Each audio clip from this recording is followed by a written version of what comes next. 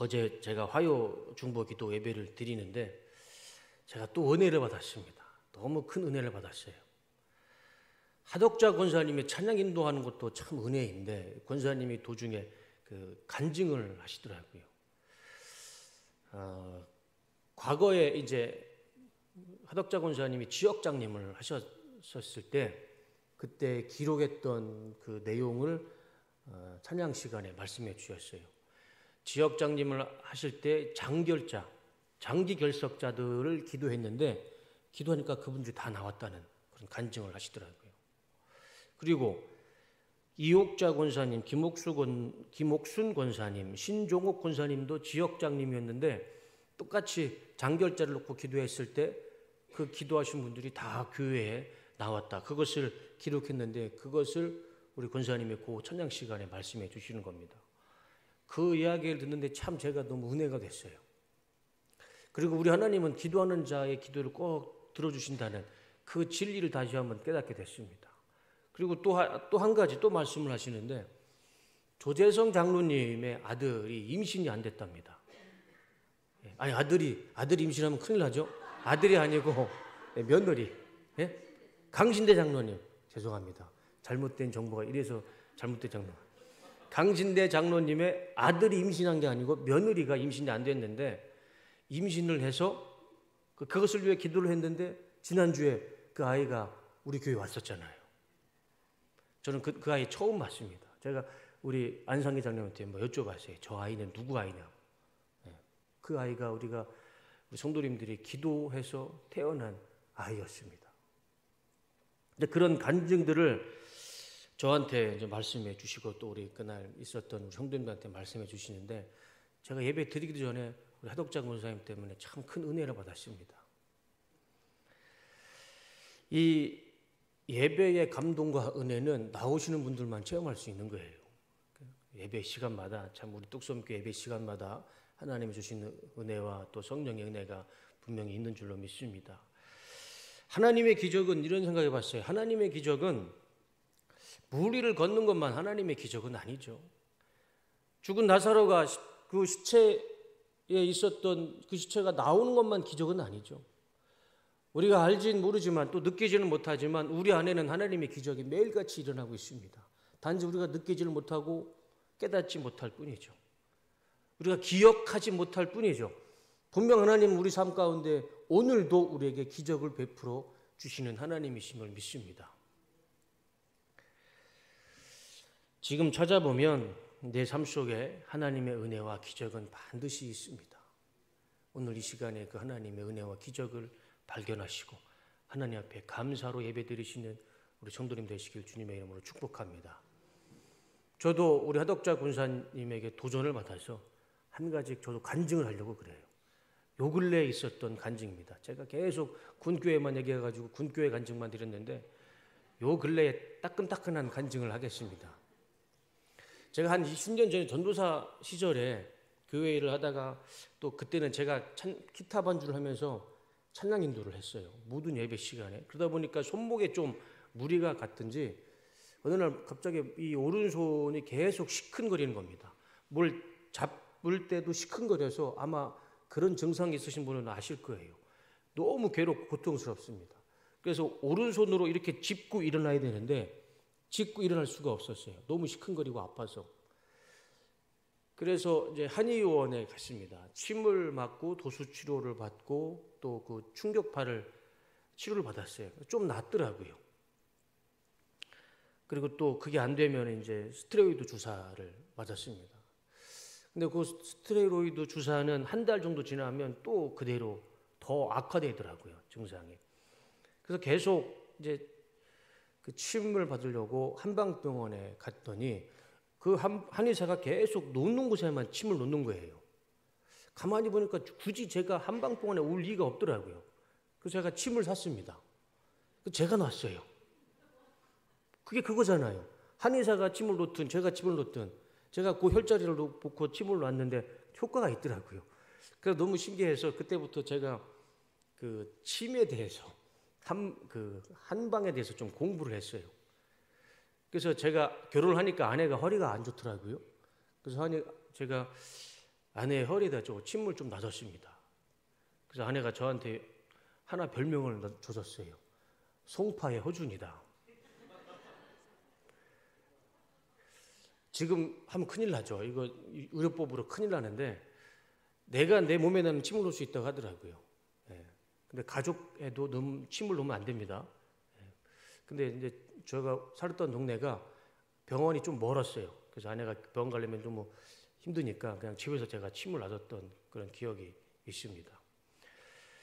그리고 나서 한 5년 전에 서우랑 같이 저희 동네에 그 놀이터에 갔는데 스케이트보드가 누가 타다가 놓고 간 거예요. 스케이트보드가 아시죠? 이렇게 원형으로 되어 있고 밑에 바퀴 4개가 달려있는 그 보드. 누가 그걸 타고 놓고 갔는데 제가 그걸 보는 순간 제 마음속에 어떤 마음이 드냐면 자신감이 들더라고요. 저거를 타고 나도 멋있게 선수처럼 좀 약간 가파른 아스팔트가 가파른 길이었는데 저기를 아주 멋있게 내려갈 수 있겠다는 자신감이 드는 거죠. 그래가지고 스케이트보드를 그전까지는 한 번도 안 탔습니다. 근데 마음속에 그런 자신감이 들길래 왼쪽 다리를 스케이트보드에 올리고 오른발로 힘차게 발을 굴렀는데 그 순간 제가 뒤로 넘어져 버렸어요. 머리도 부딪혔으면 큰일 날 뻔했는데 오른손을 제가 또 오른손을 집은 거예요. 뒤에다가. 오른손이 꺾여 버렸습니다. 그 아스팔트에다가. 그래가지고 이 불난집에 휘발유를 끼워진 거죠. 팔이 너무 아픈 거예요. 병원에 가보니까 인대가 늘어났더라고요. 오른손 팔을 너무 쓸 수 없을 만큼 너무 아파서 그때부터 스테로이드 주사부터 해서 양약, 한약, 약을 먹으면서 오른손을 계속 치료했습니다. 근데 그 시큰거리는 게 없어지지 않았어요. 통증은 좀 잡더라도 이 시큰거리는 게 도저히 잡히지가 않는 겁니다. 너무 불편하고 그래서 제가 성수동에 이사 오고 나서 우리 권사님 중에 한 분이 한방병을 하나 추천해 주셨어요. 거기서 손목하고 제 그 왼쪽에 있는 그 족저근막염 치료를 받았습니다. 좀 처음에는 효과가 있었어요. 근데 역시 시큰거리는 건 없어지지 않더라고요.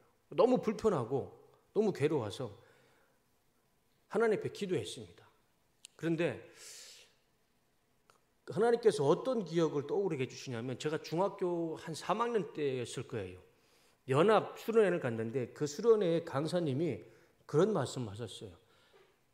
여러분들 중에 아픈 분이 있으면 그 아픈 부위에 손을 대고 하나님 앞에 선포하면서 기도를 해라. 예를 들자면 제 손목이 아프니까 손목에다 손을 얹고 예수님의 이름으로 오른손의 아픔은 치유될지어다. 선포하면서 기도하라는 겁니다. 만약에 머리가 아프다. 그럼 머리에 손을 얹고 선포하면서 기도를 하는 거예요. 예수님의 이름으로 아픈 머리는 치유될지어다. 배가 아프면 내 몸속에 있는 질병이 있으면 거기다가 손을 대고 하나님 앞에 선포하면서 기도를 하라는 겁니다. 제가 중학교 3학년 때였을 거예요. 한참 사춘기 시절이잖아요. 저 솔직히 그 설교를 듣고 믿지 않았습니다. 또 저 목사님 또 거짓말한다. 손을 얹고 기도하면 뭐하러 병원이 필요하고 의사가 필요하겠습니까? 솔직히 전 믿지를 않았어요. 근데 그때 그 목사님의 설교가 떠오른 거예요. 뭐 해봐야 제가 손해볼 건 없잖아요. 그래서 하나님 앞에 기도했습니다. 하나님, 제가 새벽 예배 때마다 내 이 아픈 손을 놓고 선포하면서 기도하겠습니다. 그래서 제가 새벽 예배 때 이 예배 설교가 끝나고 한 3, 40분 동안 계속 이 손을 만지면서 하나님 앞에 기도했습니다. 하나님, 이 아픈 오른손을 치료해 주시옵소서. 한 2주 정도 기도했던 것 같아요. 지금은 이 아픈 그리고 시큰거리는 게 2주 전부터 사라졌습니다.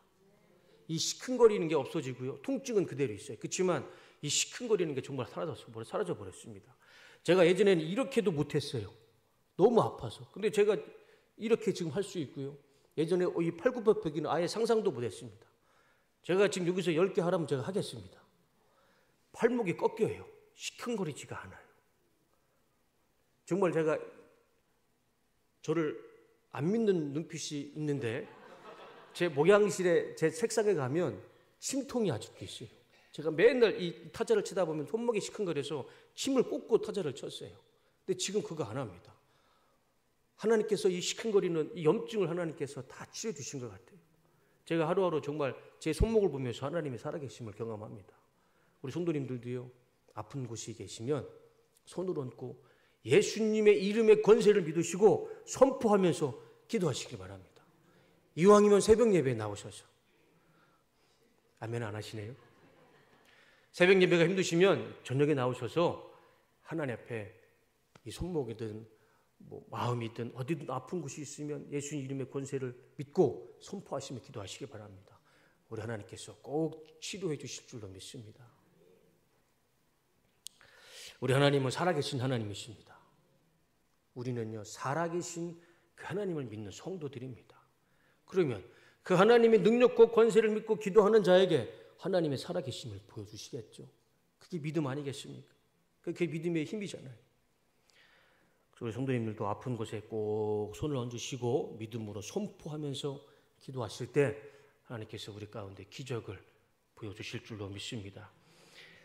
1000시간 기도 운동이 우리의 기적이 나타나는 기도 응답이 되는 시간이 됐으면 좋겠습니다. 우리가 1000시간 동안 우리 기도했을 때요, 우리 안에 있는 아픈 모든 것들이 치유되는 그런 은혜가 있었으면 좋겠습니다. 솔로몬이 몇 번 기도해서 응답받았습니까? 한 번 기도한 거 아니에요. 100번 기도한 거 아닙니다. 1000번을 기도했어요.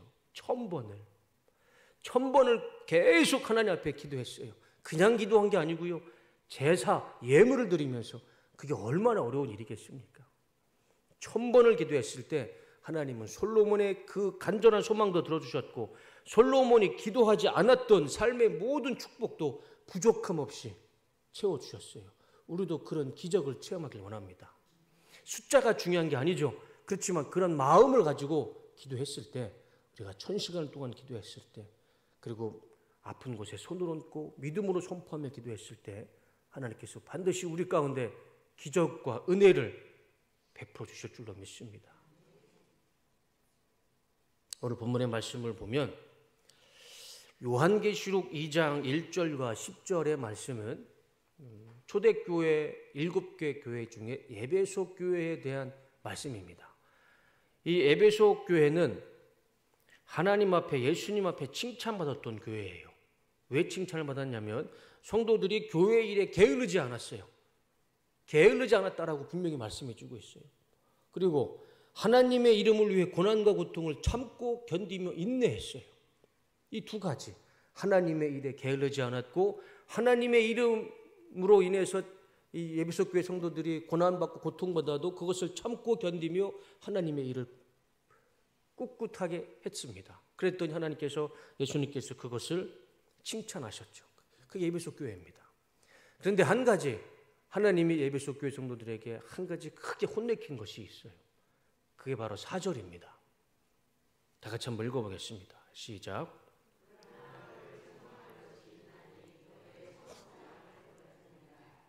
한 가지, 에베소 교회가 첫 사랑을 잃어버렸어요. 막 열심히 게으르지 않고 부지런히 하나님의 사역을 했고 하나님의 이름을 위해서 자신이 고난받고 고통을 당해도 열심히 사역을 했는데 그 첫사랑이 시간이 지나니까 사랑도 식고 믿음도 식어져 버렸던 거죠. 그래서 예수님이 그걸 지적하신 거예요. 너희들의 첫사랑이, 첫 믿음이, 첫 열정이 식어버렸다.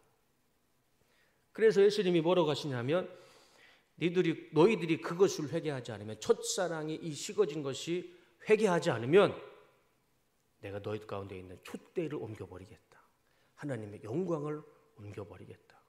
이렇게 크게 하나님의 경고의 말씀을 하시죠. 그리고 나서 예수님께서 하신 말씀이 오늘 우리가 읽었던 6절과 7절 말씀입니다. 다시 한번 볼까요? 그런데 내게는 잘하는 일이 있다. 너는 니골라 당에 하는 일을 미워한다. 나도 그것을 미워한다. 예수님이 한 가지를 잘한다라고 또 칭찬해 주십니다. 그게 뭐냐면 니골라 당이 하는 일을 너희도 미워한다. 예, 말씀 내려주세요. 니골라 당이 뭔지는 모르겠지만 에베소 교회 성도들이 니골라 당이 하는 일들을 별로 좋아하지 않았어요. 근데 예수님도 그걸 좋아하지 않았습니다. 그래서 그거를 예수님이 또 칭찬해 주시는 겁니다. 니골라당이 하는 일. 그러면 이 니골라당이 무엇일까요? 이 니골라당. 도대체 이 니골라당 사람들이 무엇을 했길래 예수님도 싫어했고 또 에베소 교회 성도들도 싫어했을까? 그리고 또 그것을 예수님은 왜 칭찬했을까? 이 니골라당은 헬라어로 보면 니콜라이테스, 니골라당, 니콜라이탄이라는 영문에서 그냥 니골라당이라고 한 것 같아요. 당이라는 것이 정치적인 어떤 모임입니다. 니골라당이 지금으로 치면 우리나라 치면 뭐 민주당, 국민의힘당, 새 뭐죠? 아무튼 그런 당입니다. 당파의 이름이 니골라당이었어요. 이 니골라당은 계시록 2장 6절 오늘 본문과 2장 15절 딱 2번 나옵니다. 그 외에는 이 니골라당에 나오지를 않아요, 성경에. 그리고 이 니골라당의 시작이 어디였냐면 초대교회의 예루살렘 교회의 사도들과 성도들이 교회를 위해서 7명의 집사를 세웁니다. 아주 신실한 집사를 세워요. 그게 바로 사도행전 6장 5절과 6절인데 말씀을 보여주시면 온 무리가 이 말을 기뻐하여 믿음과 성령이 충만한 사람 스데반, 빌립, 브로고로, 니가노르, 디몬, 바메나 그리고 안디옥 사람 니골라. 저 니골라가 바로 니골라당입니다. 그러니까 예루살렘 초대교회의 예루살렘 교회에 신실한 집사 7명을 세운 거예요. 우리 뚝섬교회도 신실한 실무장로님 7명이 세워졌잖아요. 네. 그렇게 신실한 교회를 위해서 집사 7명을 세웠던 겁니다. 그 중에 한 명이 안디옥 출신 니골라였습니다. 그런데 문제가 생겼어요. 이 니골라가 이제 교회에서 리더십이 되니까 이 니골라를 중심으로 사람들이 모이기 시작했습니다. 그래가지고 이 니골라가 기독교 교리를 흔들어 놓고 이 예루살렘 교회를 분열을 시킨 거예요. 그래서 그 니골라를 중심으로 모였던 사람들을 일컬어서 니골라 당이다 라고 이야기가 됐던 겁니다. 시작은 예루살렘 교회 이 니골라라는 사람부터 시작된 거예요. 그래서 역사 속에 이 니골라 당을 평가하는 말이 많습니다. 보여주세요. PPT 한번 보여줘보세요. 사도들은요 니골라 당을 이렇게 얘기를 합니다. 부정한 것을 부끄러워하지 않는 자들이다. 초대교부 클라멘트는 니골라 당은 자기 충동의 부끄러움을 모르고 사는 염소 새끼같이 쾌락에 자신들을 내던져 버린 자들이다. 아주 심하게 비난하죠. 이 페타우스 빅토리아누스라는 사람인 이 계시록을 최초로 주석을 매긴 사람입니다. 이 사람은 니골라 당은 잘못되고 성가신 사람들로서 니골라의 이름 아래 사악역한 목회자들이었다. 그러니까 역사 속에 이 니골라 당이 얼마나 폐악을 했는지 기록이 돼 있고 남아있다는 것이죠. 그만큼 니골라를 중심으로 모였던 이 사람들이 교회에 아주 악영향을 미쳤던 것입니다. 그러니까 예수님이 당연히 싫어했을 것이고 에베소 교회 성도들이 그 니골라 당을 싫어했을 때 예수님이 너희들은 첫사랑은 잊어버릴지라도 이거는 잘한 것이다. 그렇게 칭찬해 준 겁니다. 로마의 콘스탄티누스 황제가 313년 밀라노 칙령을 내립니다. 그래서 그 전까지 로마에 있었던 기독교인들이 박해를 받죠. 그래서 원형극장에 막 기독교인들을 풀어놓고 사자가 죽이고 십자가를 불에 태우고 그 모든 것을 금지시켜요. 313년에 이 콘스탄티누스 황제가. 그리고 나서 325년 니케아 종교회의가 모여집니다. 그런데 이 325년 이 니케아 종교회의에서 교회의 권위가 너무 올라가 버려요. 황제와 정치와 결탁을 해서 세 가지가 교회에 들어옵니다. 권력과 힘과 돈이 들어오게 됩니다. 교회에. 그리고 나서 392년 로마에 기독교가 공식으로 국교화가 됩니다. 그래서 392년부터는 로마 사람들은 의무적으로 기독교가 이제 자신들의 종교가 된 거예요. 그때부터 이 니골라 당 사람들이 자신들의 권위를 막 세우기 시작합니다. 그래서 자신들의 성직 계급을 만들기 시작합니다. 우리가 알고 있는 성직자 계급, 그 계급이 그 당시 니골라당이 만든 거예요. 근데 이걸 잘 모르시더라고요. 신부, 주교, 대주교, 추기경, 교황, 이 성직자 계급이 이 니골라당의 교리와 그들이 만들어 놓은 계급입니다. 처음에는 평민과 성직자를 구별하기 위해서 자기들이 월등한 사람이라는 것을 만들기 위해서 이런 계급을 만들었던 거예요. 나중에 이들은 지배 계층이 됐고 군사를 동원할 수 있었고 왕을 임명하는 세상 중심의 권력자들이 됩니다.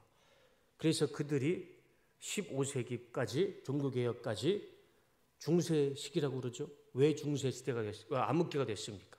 중세 시대가 그들이 권력을 잡았기 때문에 그 시대를 암흑기라고 한 겁니다. 스스로 자신들의 직분을 이렇게 얘기를 하죠. 화면 한번 보여주세요. 신부라는 그 신부님이라는 그 직책이요, 니골라당이 만든 계급입니다. 그 뜻이 뭡니까? 하나님 아버지, God Father입니다. 말이 안 되죠. 목사면 목사고, 전도사면 전도사고, 선교사면 선교사지. 왜 내가 신부, 하나님의 아들, 하나님 아버지입니까? 왜 God Father입니까? 신부라는 단어를 사람이 쓰면 안 돼요. 근데 그걸 제가 검색을 해보니까 하나님에 대한 존경의 뜻으로 신부라는 말을 쓴다고 하는데 그거는 아니죠. 그 시작이 자신들의 계급을 높여놓은 거예요. 신부라는 말. 손바닥으로 하늘을 가리는 격이죠. 시작의 의도는 그게 아니었습니다. 그게 바로 이 니골라당, 예수님이 싫어하신, 너희들이 싫어해서 나도 싫어하고 너희들도 싫어하는 그 니골라당, 그들이 했던 일이었습니다. 이 니골라당의 교리는 이원론적이었습니다. 아주 심각한 교리를 가지고 있었어요. 육체는 부정하고 영혼은 선했습니다. 이게 무엇을 의미하냐면 그리스도인들은 육신이 원하는 대로 무엇이든지 다 할 수 있어요. 왜냐하면 육신은 부정하기 때문에, 처음부터 부정하기 때문에 육신으로는 할 수 있는 거 다 할 수 있습니다. 예를 들어서 우상숭배, 제사, 음식, 이방인과 결혼하는 것, 그거 육신은 원래 부정하기 때문에 다 할 수 있었어요. 다 인정했습니다. 이 니골라당은.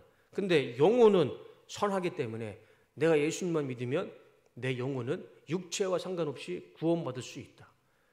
완전히 이원론적인 교리를 갖고 있었습니다. 그러다 보니까 그들의 삶은 굉장히 추악했고 영혼도 추악했죠. 그 이원론적인 교리 때문에. 그리고 니골라당은 늘 세상과 타협한 사람들이었습니다. 이 요한계시록을 썼던 이 요한이 가장 위험한 존재를 이 니골라당이라고 표현을 합니다. 그 이유는 기독교가 세상을 변화시키는 것이 아니라 기독교가 세상을 본받아서 같이 가야 된다. 그 교리가 바로 이 니골라당의 교리였습니다.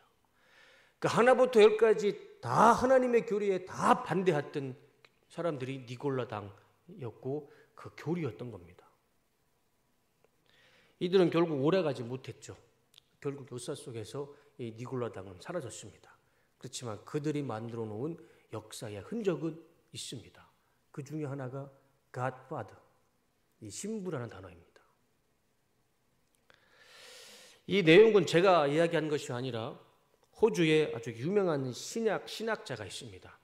레온 모리스라는 신학자인데 이분이 쓴 성경 백과사전에 보면 이런 내용이 자세하게 나옵니다. 이런 배경을 가지고 있는 니골라당 사람들이 에베소 교회 사람들도 똑같이 싫어했던 것이죠. 예수님도 그들을 보고 어떻게 기뻐할 수 있겠습니까? 그래서 예수님이 그들을 칭찬했던 이유가 바로 여기에 있었던 겁니다. 니골라당은 큰 실수를 두 가지 했죠. 첫 번째는 정치적 권력과 손을 잡아서 자신들의 기득권을 가졌어요. 또 하나는 영은 거룩하고 육은 타락한 것이다라는 이 영과 육을 이원론적으로 생각했습니다. 그래서 자기 생각대로 자기 원하는 대로 욕심과 탐욕과 정욕대로 살았던 사람들이 바로 이 니골라당 사람들이었습니다. 지금 한국 교회를 보면 정치에 너무 깊게 관여하고 있는 것 같습니다. 제가 좀 걱정이 돼요. 솔직히 걱정이 돼요. 왜 그렇게 우리 한국 교회가 정치에 왜 그렇게 언제부터 관심이 생겨서 그렇게 깊숙하게 들어가서 관여를 하고 있는지. 가만히 보면 뭐 제 생각이지만 지금 한국 교회가 보면 니골라당의 모습과 비슷하게 돌아가는 것 같아요. 정치 권력 한가운데 서서 왜 거기에 교회가 들어가 있을까? 니골라당하고 똑같은 것 같아요. 지금 그 부작용이 통계 자료를 통해서 지금 나타나고 있습니다. 2023년과 2024년 20대, 30대 성도 수가요, 현저하게 줄어들었습니다. 그 이유 중에 하나가 목사들이 정치적 발언들을 너무 많이 한다. 이유 중에 하나가 그겁니다. 이것 때문에 20, 30대 청년들이요, 교회를 떠나가고 있습니다. 정말 교회를 살리겠다고, 한국을 살리겠다고 외치는 목사님들 때문에 오히려 한국 교회의 미래인 20대, 30대 청년들이 다 교회를 떠나가고 있어요. 진짜 교회를 위하고 나라를 위한 일일까, 그것이. 요즘 젊은 세대들이 기독교에 대한 거부감, 기독교 포비아가 생겼습니다. 교회 혐오가 생겼어요. 젊은 세대층에서, MZ세대부터. 왜 그럴까요? 자꾸 교회에서 본질을 벗어난 일을 하니까. 심각할 정도로 교회에 대한 비판의식이요, 지금 MZ세대 20대, 30대에서 점점점 커지고 있습니다. 이게 통계 자료에 나와요. 그 이유가 뭘까? 목사가 예수님의 사랑과 진리를 전하는 것이 아니라 자꾸 정치적인 발언을 이야기하고 권력을 가지고 있고 돈을 취하려고 하니까 자꾸 이런 문제가 생기는 것 같습니다. 뭐 저의 개인적인 생각일 수도 있겠지만, 그런데 역사 가운데 이 교회와 정치가 만나면 그 결과가 좋을 게 하나도 없었습니다. 예수님이 계셨던 그 당시 열심당이라는 사람들이 있었습니다. 열심당. 이 열심당도요, 니골라당하고 어쩌면 이 니골라당의 열심당에 아마 뿌리가 있을지도 모르겠어요. 이 열심당 사람들이 무슨 일을 했냐면 예수님을 이용해서 정치적으로 로마로부터 식민지에서 해방되려고 했던 그런 꿈을 꿨던 사람들이 이 열심당원들이었습니다. 그래서 그 대표적인 사람이 누굽니까? 12사도 중에 한 명이었던 사람, 가룟 유다가 열심당원이었어요. 가룟 유다는 처음부터 순수하게 예수님을 따른 사람은 아니에요. 가룟 유다가 원했던 것은 예수님을 이용해서 로마로부터 숙국되어 있는 유대 민족을 정치적으로 해방시키고 싶었던 사람이 가룟 유다였어요. 아예 처음부터 순수하지 않았던 사람이었습니다. 열심당원들은 예수님을 이용해서 무력으로 로마와 싸워서 이기려고 그랬어요. 그것이 니골라당의 모습하고 똑같았고, 지금 우리 한국교회 일부 목사 교회에서도 똑같은 모습이 나타나고 있다는 것이죠. 역사는 반복되는 것 같습니다. 열심당원들이나 니골라 당원들이나 지금 일부 목사들이 보이는 그 모습들이 변하지 않은 것 같습니다. 목사는 기도실에서 들어가 기도하는 사람들이고, 목사는 목양실에 앉아서 성경을 읽고 성경을 연구하는, 또 복음을 전하는 사람들이지, 정치를 통해서 세상을 바꾸는 사람들은 목사가 아니죠. 예수님도 말씀하시지 않습니까? 가이사의 것은 가이사이고 하나님의 것은 하나님의 것으로 드리는 게 맞죠. 가이사는요, 정치를 하는 사람이고요, 목사는 정치가 아니라 목회를 해야죠. 그게 맞지 않습니까? 그리고요, 우리 침례교의 전통과 우리 침례교의 정신은요, 정교 분리를 가장 먼저 외쳤던 교단이 침례교고요, 이 정교 분리를 지금도 유지하고 있는 교단이 우리 침례교밖에 없습니다. 자랑스러운 우리 침례교회의 정신입니다. 역사가 정교 분리, 교회와 정치는 분리해야 된다. 우리 작년에 우리 실무장님과 같이 우리 침례교 우리 그것을 공부할 때 배웠습니다. 과연 지금 정치의 맨 선봉에 서서 나라를 바꾸겠다고 대한민국을 살리겠다고 외치는 그 모습이 정말 하나님이 보시기에 참 잘하고 수고했다 칭찬받는 하나님의 착한 종의 모습일까? 아니면 하나님의 뜻을 거역하는 니골라당의 모습일까? 저는 적어도 하나님이 칭찬하시지는 않을 것 같습니다. 설교를 마치겠습니다. 2000년 전 그리스에 있던 에베소 교회의 모습을 보면 지금 2025년 우리의 한국교회의 모습을 보는 것 같습니다. 제가 월요일 새벽 예배 때에도 말씀을 드렸습니다. 예수님이 계셨을 때는 유대 사람들이 침례 요한과 예수님을 뭐라고 표현을 했냐면 침례 요한은 귀신 들린 자라고 표현을 했고 예수님은 술과 포도주와 떡을 탐욕하는 탐심이 많은 사람으로 사람들이 예수님과 침례 요한을 그렇게 비방하고 비난했어요. 사람의 인성과 사람의 인품은 변하지 않는 것 같습니다. 옷 스타일과 헤어 스타일, 거주하는 집과 타고 다니는 이동수단만 변했지 사람의 본성, 사람의 그 본질은 변하지 않은 것 같아요. 교회도 마찬가지인 것 같습니다. 2000년이라는 긴 시간이 변했지만 열심당원이 보여줬던 모습, 오늘 본문에 나오는 니골라 당이 보여줬던 모습, 그리고 지금 우리 한국교회 일부 목사와 교회가 보여주는 모습, 변한 게 하나도 없어요. 성경은 우리 믿음의 거울이라고 하지 않습니까? 우리가 성경을 보면서요, 우리의 믿음을 보고 우리의 모습을 보는 겁니다. 우리가 성경을 통해서 에베소 교회를 통해서 또 에베소 교회 성도들을 통해서 우리는 거울을 삼아서 우리의 흐트러진 온 매무새를 바로잡고 우리의 흐트러진 모습과 믿음을 바로잡아야 할 줄로 믿습니다. 우리 뚝성교회는 에베소 교회가 칭찬받는 것만 순종하는 교회가 됐으면 좋겠습니다. 그래서 부지런하게 게으르지 않고 하나님을 위해 수고하고 또 그 고난과 고통을 감당하는 우리 뚝성교회가 되길 원합니다. 그리고 정치적으로 절대 권력을 잡으려고 하지 않는 우리 뚝성교회가 되길 원합니다. 그리고 첫사랑에 식지 않고 항상 하나님을 향한 뜨거운 마음, 뜨거운 열정이 식지 않는 우리 뚝성교회가 되길 원합니다. 그래서 마지막으로 7절 말씀 다 같이 한번 읽어보겠습니다. 시작. 귀가 있는 사람은 성령의 교회들이 하시는 말씀을 들어라. 이기는 사람에게는 내가 하나님의 낙원에 있는 생명나무의 열매를 주어서 먹게 하겠다. 귀 있는 사람들은 들어라. 성령의 교회 하시는 말씀. 오늘 우리에게 이 말씀을 통해서 지금 우리에게 하시는 말씀을 잘 듣고 순종하면 하나님께서요 생명나무의 열매를 주신다 약속하십니다. 우리가 이 말씀에 순종해서 생명나무의 열매가 가득한 우리 뚝성교회와 우리 성도님들의 삶이 되시기를 주님의 이름으로 축원하고 축복합니다.